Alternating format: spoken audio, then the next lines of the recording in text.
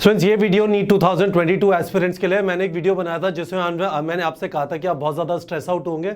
Stress out होने की ज़रूरत नहीं है, चीज़ों को थोड़ा प्लान कर लीजिए और घबराइए मत, खुद के ऊपर विश्वास रखिए।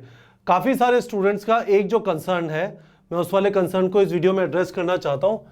स्कोर एक जगह पर अटका हुआ है, स्कोर एक जगह पर अटका हुआ है, क्या करें, अपने वीक एरियाज़ को कैसे फिक्स करें। क्विकली इस वीडियो में आपको कुछ प्रैक्टिकल चीज़ें बता देना चाहता हूँ। मैं आपको एक चीज़ ज़रूर बोलना चाहूँगा, याद रखिए, यदि 60 दिन बचे, if 60 days are remaining, it is still a lot of time. Picture अभी बाकी है मेरे दोस्त। तो प्रैक्टिकल टिप के ऊपर आ जाते हैं। पहली चीज़, यदि आपका स्कोर अटका हुआ है तो सबसे पहले आपको इस चीज़ से भाग नहीं सकते हैं, आपको खुद को पता लगाना पड़ेगा। कोई आपको नहीं बता सकता, आपको खुद को पता लगाना पड़ेगा आपके वीक एरियाज क्या है, या आपके वीक टॉपिक्स क्या है, या आपके वीक चैप्टर्स क्या है। ठीक है, ऐसे सोच लीजिए कि लेट्स से आपके 420 नंबर आ रहे हैं आउट ऑफ 720, है ना। तो यानी आपके 300 क्वेश्चन गलत हो गए, डिवाइडेड बाय 5, यानी 300 नंबर गलत हुए, यानी 60 क्वेश्चन गलत हो रहे हैं। अब आपके यदि 60 क्वेश्चन गलत हो रहे हैं, यदि आपके 60 क्वेश्चन गलत हो रहे हैं, तो मोस्ट प्रॉब्ली आपको 20 से 25 चैप्टर आते ही नहीं है, 20 से 25 चैप्टर आते ही नहीं है। यदि आपके 520 आ रहे हैं आउट ऑफ 720, यानी 200 नंबर कट गए, 5 से डिवाइड कर दीजिए, 40 क्वेश्चन आपके गलत हो रहे हैं, है ना। तो शायद आपको 10, 12, 15 चैप्टर पे बहुत कस के पूरी मेहनत करने की जरूरत है। तो सबसे पहला काम क्या है कि आपको ये आइडेंटिफाई करना पड़ेगा कि आपके वीक एरियाज कौन से हैं। ठीक है, आपको ये आइडेंटिफाई करना पड़ेगा आपके वीक एरियाज कौन से हैं। कैसे करेंगे? सिंपल सा चीज है, आप यदि मॉक टेस्ट दे रहे हैं, आप मॉक टेस्ट नहीं दे रहे तो फिर तो बंद कर दीजिए अभी इस वीडियो को। ये सब है ना, बड़ी बड़ी बातें हो रही है। यदि आप मॉक टेस्ट दे रहे हैं, मैं वापस बोल रहा हूं, आप मॉक टेस्ट नहीं दे रहे आपका कुछ नहीं होगा। पर यदि आप मॉक टेस्ट दे रहे हैं तो आपको कुछ भी नहीं करना, पिछले 5, 6, 7 मॉक टेस्ट खोल लीजिए जो चैप्टर गलत हो रहे हैं। यदि आपके 520 आ रहे हैं तो आपके 40 क्वेश्चन के आसपास गलत हो रहे होंगे।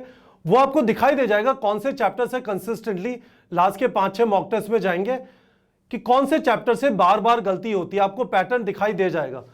तो that is the answer of how. आपको सबसे पहले अपने स्कोर को आगे बढ़ाने के लिए अपने वीक एरिया पता करने, मैंने बता दिया कैसे पता करना, और उसके बाद उस पर ज्यादा से ज्यादा मेहनत करनी है। यदि आपसे एक्सक्रीटरी प्रोडक्ट्स एंड एलिमिनेशन का क्वेश्चन हर बार सही हो जाता है तो आप उसे भूल जाइए, वो चीज आपके कब्जे में है। वो चीज जो आपके कब्जे में नहीं है, जो वीक एरिया है, जो बार बार गलत हो रहे हैं, उस पर मेहनत करने की जरूरत है। तो मैं आपको 2 तरीके बता देता हूं जिससे आप मेहनत कर सकते हैं वीक एरियाज के ऊपर। यदि आपको टॉपिक वाइज प्रॉब्लम है, यदि आपको टॉपिक वाइज प्रॉब्लम है, मैं आपको स्ट्रांगली रेकमेंड करूंगा डीपीपी जनरेटर यूज करिए। ठीक है, आपसे मोमेंट ऑफ इनर्शिया के सवाल नहीं लगते। ठीक है, आपसे किसी टाइप की ग्राफ प्रॉब्लम नहीं होती है, फेजर डायग्राम वगैरह नहीं होते हैं, है ना। यदि आप सर्किट एनालिसिस में प्रॉब्लम होती है, स्पेसिफिक जाइए और स्पेसिफिक उसका डीपीपी जनरेट कर लीजिए। मैं अभी आपको बता देता हूं कैसे, मैंने हालांकि एक वीडियो में पहले भी बताया था। दूसरी चीज, जो आपका टारगेट सेटिंग फीचर है ना, उसको यूज करिए। और उसको यूज करने का एक बहुत अच्छा तरीका यह हो सकता है, टारगेट सेटिंग फीचर को यूज करने का एक बहुत अच्छा तरीका ऐसे हो सकता है कि एक एक चैप्टर, एक फिजिक्स का ले लीजिए, एक केमिस्ट्री का ले लीजिए और एक बायो का ले लीजिए, और उसका एक इंस्टेंट टेस्ट जनरेट कर लीजिए, मिनी टेस्ट, है ना। ये भी काफ़ी हेल्पफुल रहेगा आपको अपने वीक एरिया फिक्स करने में। ये मैं 2022 के हिसाब से बता रहा हूँ। ऑब्वियसली 2023 वाले स्टूडेंट्स इन्हीं फीचर्स को डिफरेंट तरीके से यूज़ करेंगे, प्रॉपर टारगेट सेट करके 2-2 हफ्ते का। पर मैं आपको बोल रहा हूँ कि आप इंस्टेंट टारगेट यूज़ करिए। मैं आपको बता देता हूँ कैसे। तो सबसे पहले डीपीपी जनरेटर, मैंने आपको पहले भी बताया था कैसे करना है। तो आप मेन्यू पे आए, कोर्स कंटेंट पे आए, चैप्टर डीपीपीस पे आए।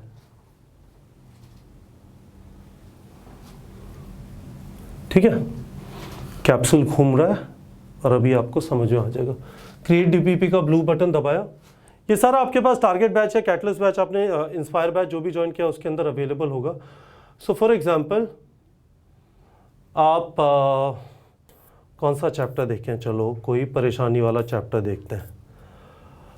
आप आए इलेक्ट्रोकेमिस्ट्री के अंदर और आपने टॉपिक्स देखे इलेक्ट्रोकेमिस्ट्री के, और आपने कहा कि मुझे फैराडेज लॉ ऑफ इलेक्ट्रोलिसिस में प्रॉब्लम होती है। नीचे क्रिएट डीपीपी का बटन है, उस पर आपने क्लिक किया, डीपीपी जनरेट हो गया फैराडेज लॉ ऑफ इलेक्ट्रोलिसिस पे, और आपको यहाँ पे फैराडेज लॉ ऑफ इलेक्ट्रोलिसिस के क्वेश्चन दिखाई दे जाएंगे, है ना। सॉल्व कर लीजिए, 30 सवाल लगा लेंगे फैराडेज लॉ ऑफ इलेक्ट्रोलिसिस पे, कॉन्फिडेंस आ जाएगा। अगली बार जब फैराडेज लॉ ऑफ इलेक्ट्रोलिसिस का क्वेश्चन आएगा आपके मॉक टेस्ट में, आपसे सही हो जाएगा। इतनी सी बात है, ज़्यादा परेशान होने की ज़रूरत नहीं है। मोटा मोटा अपने दिमाग में ये रखिए, जो आपके स्ट्रेंथ एरिया है वहाँ पे मेहनत करके आपका स्कोर इंप्रूव नहीं करेगा। जो आपके वीक एरिया है उनको आप आइडेंटिफाई करेंगे। मैंने आपको फिक्स करने का एक तरीका बताया, डीपीपी जनरेट करिए स्पेसिफिकली उन वाले टॉपिक्स के। सारी चीज़ करने का टाइम नहीं है, आपका मैक्सिमम टाइम उस चीज़ पे जाना चाहिए जहाँ पे तकलीफ हो रही है। तो इस तरह से आपने टेस्ट जनरेट कर लिया और आप आराम से दे सकते हैं, ठीक है, समझ में आ गया। अब दूसरी चीज़ जो है, यदि आपको कुछ क्वेश्चन है वीडियो के कमेंट सेक्शन में पूछ लीजिए, मैं आपको समझा दूंगा। तो होम पे आ जाता है ज़रा, ठीक है, कैप्सूल बाबा जी घूम रहे हैं, नीचे आ जाता है सेट टारगेट, ठीक है, टारगेट सेट करते हैं। तो आपने कहा 3 चैप्टर का मुझे टेस्ट देना है जहाँ पे मुझे प्रॉब्लम होती है, एक फिजिक्स, एक केमिस्ट्री, एक बायो ले लेता हूँ। तो आपने कहा कि लेट्स से केमिस्ट्री में मुझे थर्मोडायनेमिक्स लेना है, ठीक है, बल्कि मैं तो कहता हूँ एक फिजिक्स, एक केमिस्ट्री, एक जूलॉजी, एक बॉटनी ले लीजिए जहाँ पे तकलीफ होती है।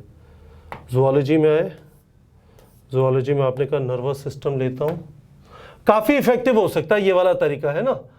फिजिक्स में मैंने कहा लेट्स से रोटेशनल मोशन लेता हूँ, और बॉटनी में मैंने बोला मॉलिक्यूलर बेसिस ऑफ इनहेरिटेंस लेता हूँ, ठीक है। आपने नेक्स्ट पे क्लिक किया।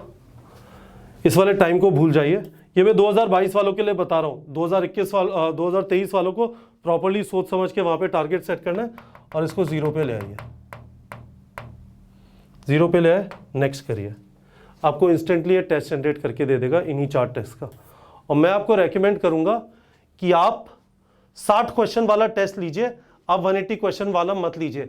180 क्वेश्चन वाले टेस्ट मैं आपको रेकमेंड करूंगा हर संडे के संडे दीजिए, ज़्यादा से ज़्यादा 1-2 और दे दीजिएगा एग्जाम के पास, पर अपने आप को ओवर बर्डन मत करिए। अपने आप को मतलब है ना बोझ के तले मत दबा लीजिए कि अब पता चला कि मैंने आपको फीचर बता दिया, बोले जय हनुमान और लग गए दिन में 4-4, 5 टेस्ट जनरेट करने। नहीं, ऐसे नहीं करना। इसलिए मैं आपको यहाँ पे बोल रहा हूँ मिनी टेस्ट जनरेट करिए 60 क्वेश्चन का 1 आवर के लिए, और नीट 22 पैटर्न के हिसाब से और क्रिएट मिनी टेस्ट कर लीजिए, ठीक है। तो यहाँ पे एक टेक टेस्ट का ऑप्शन आ गया, 60 क्वेश्चन का टेस्ट जनरेट करिए, 4 पेपर से बढ़िया रहेगा, है ना। चलो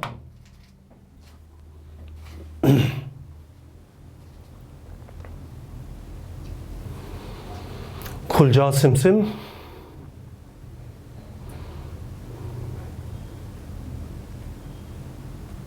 ये देखिए, है ना, आपने यहाँ पे principal molecular basis of inheritance choose किया था।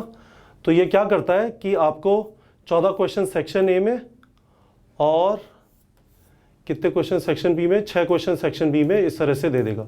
जूलॉजी में न्यूरल कंट्रोल एंड कोऑर्डिनेशन के फिर से 14 और 6 ऐसे कर करके आपको 40 तक पहुंचा दिया।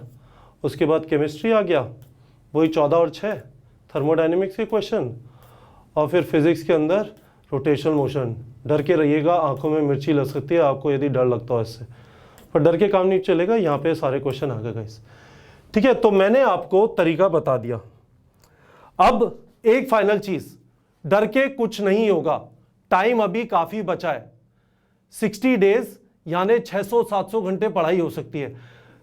ध्यान से देखिए, आपको सच में पूरे 96 चैप्टर्स में तकलीफ नहीं है। टाइम लगाइए थोड़ा, आज के लिए रुक जाइए, आइडेंटिफाई करिए अपने वीक एरियाज क्या है, ठीक है। और उसके बाद मैंने आपको 2 तरीके बता दिए। टॉपिक वाइज फिक्स करने के लिए डीपीपी जनरेटर कर सकते हैं, चैप्टर वाइज फिक्स करने के लिए मैंने आपको बोला इंस्टेंट टारगेट सेट कर सकते हैं। तो ये मैं आपसे कह रहा हूं, ठीक है। और मैं आपसे थोड़ा रेगुलरली इंटरेक्ट करने की कोशिश करूंगा, और मेरा कोई प्लान नहीं है वॉकिंग वेकेशन वगैरह पे जाने का बचे हुए टाइम में 60 डेज।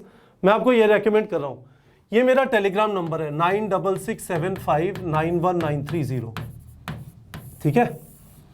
2 काम कर दीजिए इस पे, एक तो अपने वीक एरिया लिस्ट कर दीजिए, ठीक है।